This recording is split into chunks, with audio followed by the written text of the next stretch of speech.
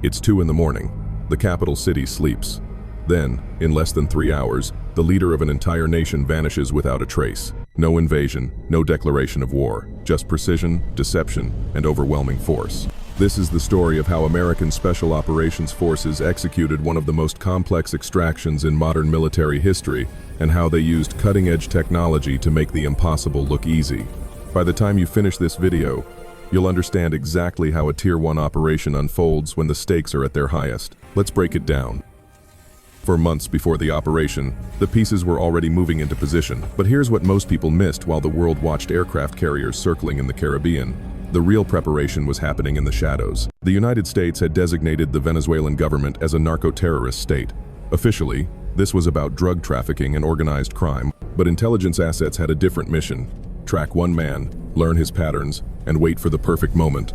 2 carrier strike groups, the USS Ronald Reagan and the USS Iwo Jima Amphibious Ready Group, created a naval quarantine off Venezuela's coast. Think of it as a tightening noose. Every day the pressure increased. Every night, surveillance drones mapped defenses. Every hour, the intelligence picture became clearer. But carrier groups don't extract targets. They create conditions. The real operators were already rehearsing something far more surgical. Here's where it gets interesting. The CIA didn't just watch Nicolás Maduro, they got inside his inner circle. Human intelligence assets provided real-time updates on his location, his security protocols, and his vulnerabilities. Meanwhile, back in the United States, Delta Force operators were training on an exact replica of Maduro's safe house. They rehearsed the breach so many times they could execute it in complete darkness, under stress, with zero margin for error. This is how elite units operate. By the time the mission launches, they've already completed it dozens of times in simulation. At exactly 2 o'clock Venezuelan time, the operation began, but not with helicopters. It started with ghosts in the sky. F-35 stealth fighters, invisible to radar, penetrated Venezuelan airspace. Their targets? The Russian S-300 anti-aircraft missile systems positioned around Caracas. These are some of the most sophisticated air defense weapons in the world, capable of tracking and destroying dozens of aircraft simultaneously. But the F-35 has one critical advantage. The enemy can't see it coming. Within minutes, the air defense network was compromised. Communication nodes went dark, radar installations went offline. The sky belonged to the United States. Now comes the brilliant part. As Delta Force helicopters began their approach toward Caracas, additional strikes hit Fort Tiuna, the main military command center, and La Carlota Air Base. Explosions lit up the night. Venezuelan forces scrambled to respond. But here's the truth. Those strikes weren't the main objective. They were the distraction. While Venezuelan commanders tried to coordinate a response to the bombardment, the real operation was already in motion. Special operations helicopters flew low just above the rooftops, using the chaos as cover. They stayed below radar coverage, navigating through urban terrain at speeds that would terrify most pilots. The compound housing the target was deep inside Fort Tiuna, protected by the Presidential Guard. But by the time Venezuelan forces realized what was happening, it was already too late. Delta Force operators descended from hovering helicopters, while attack aircraft provided suppressive fire. Flash grenades disoriented the security personnel. Breaching charges blew through reinforced doors. Within seconds, the operators were inside. The Presidential Guard attempted to resist, but they were facing the most elite soldiers in the American military warriors who train for exactly this scenario hundreds of times per year. Nicolás Maduro and his wife, Celia Flores, were located, secured, and extracted within minutes. This wasn't a negotiation or an arrest. This was a precision capture operation. The helicopters that extracted them weren't ordinary aircraft. These specialized variants can refuel in mid-air, fly extended distances over water, and operate in the most hostile environments imaginable. Within an hour of touchdown, Maduro was aboard a secure vessel in the Caribbean, and Venezuelan airspace was already behind them. The operation, codenamed Southern Spear, had lasted less than 3 hours from first strike to final extraction. Let's talk about why the United States chose the F-35 for this mission, instead of older aircraft like the F-16. Venezuela's air defenses in 2025 are no joke. They've invested heavily in Russian S-300 systems, Chinese radar networks, integrated Russian air defense networks, and even Iranian Shahed drones for reconnaissance and kamikaze strikes. An F-16, despite being an excellent fighter, is a fourth-generation aircraft designed in the 1970s. It shows up on radar, it can be tracked, it can be targeted. Sending F-16s into Venezuelan airspace would be like announcing your arrival and hoping for the best. The F-35 is different. Its stealth technology makes it nearly invisible to radar.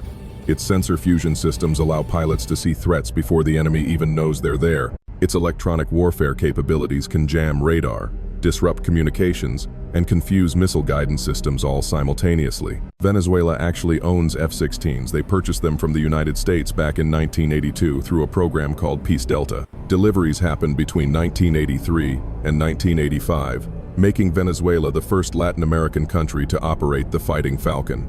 But those aircraft are now over 40 years old, suffering from limited maintenance and part shortages due to sanctions. They're museum pieces compared to what the United States brought to this fight. Venezuela's defensive network includes Russian S-300V or anti-2500 systems, mobile, lethal, and sophisticated. These can engage multiple targets at extreme ranges. They're backed by Chinese radar installations and Russian Buk air defense systems, which are mobile, cheap, and deadly against conventional aircraft. For context, the Buk system is what shot down Malaysia Airlines Flight 17 over Ukraine in 2014. These aren't theoretical weapons, they're combat-proven killers. The F-35's stealth profile and advanced electronic warfare suite allow it to either avoid detection entirely or suppress these systems before they can engage. That's the difference between a successful mission and catastrophic losses. As of 2025, Venezuela operates approximately 21 Sukhoi Su-30 multi-role fighters delivered by Russia between 2006 and 2008. These form the backbone of their air combat capability. They also maintain about 5 operational F-16s, including 3 single-seat F-16As and 2 two-seat F-16Bs. But these aircraft are plagued by maintenance issues, limited spare parts due to sanctions, and outdated systems despite some Israeli upgrades. In a direct engagement, these fighters wouldn't stand a chance against the F-35. But the real question was never about dogfighting. It was about whether they could scramble fast enough to intercept the extraction. The answer? Not even close. The distance from Puerto Rico to Venezuela is approximately 1,300 kilometers. That's about 810 miles, or roughly 1.5 hours of flight time for an F-35 at high subsonic speeds. The F-35's combat radius is approximately 770 miles, meaning it can reach most of Venezuela from Puerto Rico with careful fuel management. But for extended operations or deeper penetration, air-to-air refueling tankers were strategically positioned throughout the Caribbean.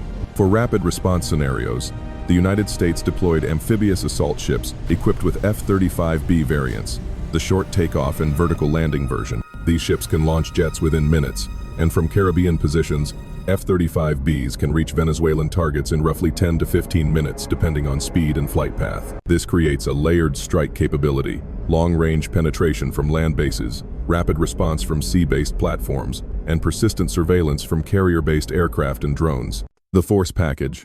Reports indicate approximately 150 aircraft participated in various roles during the operation. This included F-35 stealth fighters for initial penetration and air defense suppression, attack helicopters for close air support during the extraction, specialized transport helicopters for the Delta Force insertion, electronic warfare aircraft to jam communications and radar, surveillance and reconnaissance platforms for real-time intelligence, air refueling tankers to extend the operational range, command and control aircraft to coordinate the entire operation. Supporting this air armada were 8 destroyers, 3 amphibious assault ships, and 2 carrier strike groups, creating a massive command and control network capable of overwhelming any regional military force. Operation Southern Spear represents more than just a successful extraction. It demonstrates how modern military technology, particularly 5th-generation stealth fighters combined with elite special operations forces, can achieve objectives that would have been impossible just 20 years ago. The ability to penetrate sophisticated air defenses, conduct precision operations in urban terrain, and extract high-value targets from heavily defended locations changes the calculus of modern conflict. This wasn't about regime change or occupation. It was about demonstrating capability, showing that even the most protected targets are vulnerable when faced with the right combination of technology, training, and determination. The geopolitical implications will be debated for years, but one thing is certain: the era of sanctuary for hostile leaders has ended. If you found this breakdown valuable, subscribe for more deep dives into military operations, technology, and strategy. The next video will explore the other components of modern warfare that make operations like this possible. Until next time, stay informed.